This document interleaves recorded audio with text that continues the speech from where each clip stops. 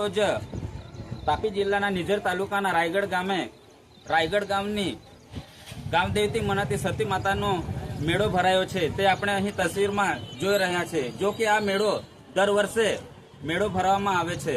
અહીં 50 વર્ષથી વધારે મંદિરને થઈ ગયેલા હતા, તેથી નવા મંદિરનું નવીનીકરણ પણ અહીં અંતિમ તબક્કામાં થઈ ગયેલ છે તે આપણે અહીં તસવીરમાં જોઈ રહ્યા છે।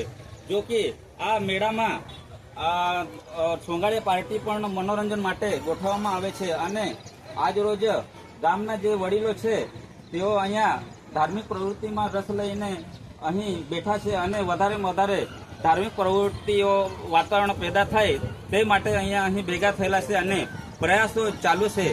જો કે અહીં દર વર્ષે સતી માતાનો મેળો ભરવામાં આવે છે અને ઉલ્લેખનીય બાબત એ છે કે અહીં ડુંગળીનો ભાવ ખૂબ જ ઓછો હોય છે આ મેળામાં અને અત્યારે આપણે અહીં જે ગામના વડીલો અહીં ભેગા થયેલા છે અને તે પરથી આપણે થોડુંક ધાર્મિક પ્રવૃત્તિના મંતવ્ય વિશે આપણે જાણીએ। જો કે અહીં ગામના સરપંચ શ્રી શરદભાઈ પણ હાજર છે અને ગ્રામજનો જે વડીલો છે સતીશભાઈ અમારા પોલીસ છે તે બી ખૂબ જ ધાર્મિક પ્રવૃત્તિમાં રસ લે છે અને ધાર્મિક પ્રવૃત્તિનું વાતાવરણ પેદા થાય તે માટેના તેના ખૂબ જ પ્રયાસો ચાલુ છે। અને અહીં રિટાયર પોલીસો છે જે મનોહરભાઈ નાઈક છે, તુલસીરામભાઈ છે, અમારા માજી સરપંચ છે અમૃતભાઈ અને પુષ્પાબેન બી માજી સરપંચ છે, તેમજ ગામના વડીલો છે અમારા જામસિંહભાઈ, અજયભાઈ રિટાયર પોલીસ છે, અમારા શામજીભાઈ તેમજ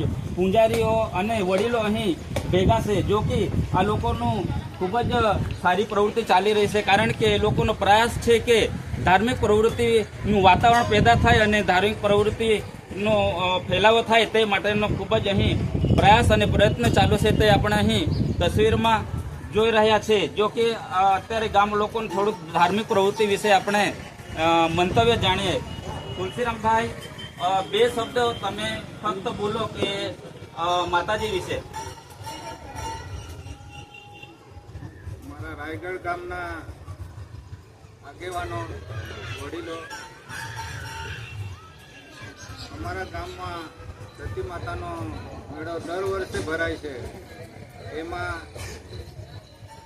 મંદિરને જૂનું થઈ ગયેલું હોવાથી મંદિરનું નવીનીકરણ કરવામાં આવેલું છે। તો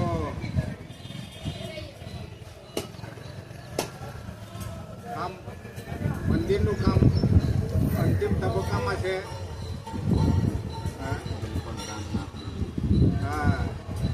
વેપારી ભાઈઓને જણાવવામાં આવે છે કે મંદિરના નિર્માણ માટે યોગ્ય શક્તિ પ્રમાણે અહીંયા દાન કરે એ અમારી અપીલ છે। આભાર તુલસીરામભાઈ। જો કે આપણે અહીં તસવીરમાં જોઈ રહ્યા છે, આજ રોજ તાપી જિલ્લાના નિઝર તાલુકાના રાયગઢ ગામે ગામદેવતી મનાતી સતી માતાના મંદિર મેળો ભરાયો છે અને જો કે 50 વર્ષથી વધારે જૂનું થઈ ગયેલું હતું મંદિર, તેનું નવીનીકરણ પણ અત્યારે થઈ રહેલું છે, અંતિમ તબક્કામાં કામમાં પહોંચેલ છે। તો આપણે તસવીરમાં જોઈ રહ્યા છે, જે પણ દાતાઓએ મંદિર માટે દાન આપવું હોય તેને બધા ગ્રામજનોએ નમ્ર વિનંતી કરેલ છે।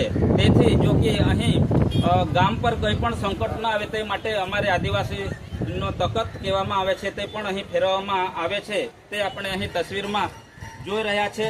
રિપોર્ટર કુંવરસિંહ નાઈક, તાપી સ્વરાજ ન્યૂઝ, નિઝર કુકરમુંડા।